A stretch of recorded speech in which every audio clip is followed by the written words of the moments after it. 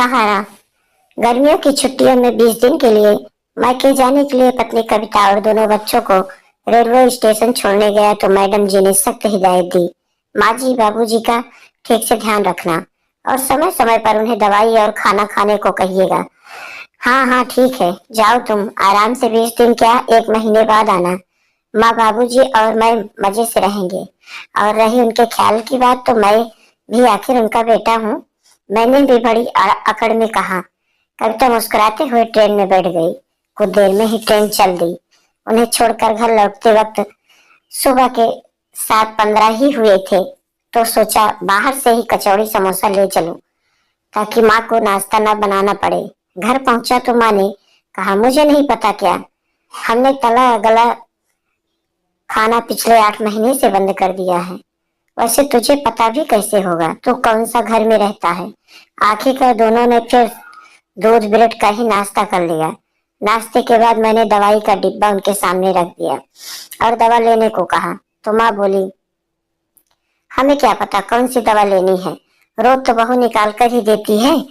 मैंने कविता को फोन लगाकर दवाई पूछी और उन्हें निकाल कर खिलाई। इसी तरह कविता के जाने के बाद मुझे उसे अनगिनत बार फोन लगाना पड़ा, कौन सी चीज कहाँ रखी है, माँ बाबूजी को क्या पसंद है क्या नहीं पसंद है, कब कौन सी दवाई देनी है।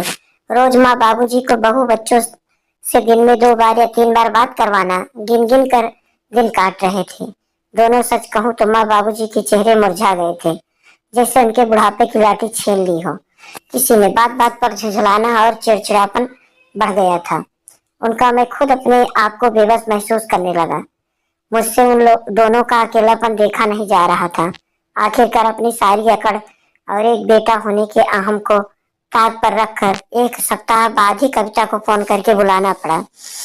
और जब कविता और बच्चे वापस घर आए तो दोनों के चेहरे की मुस्कुराहट और खुशी देखने लायक थी, जैसे पतझड़ के बाद किसी सूख चुके वृक्ष की शाखा पर हरी पत्तियां खिल चुकी हों।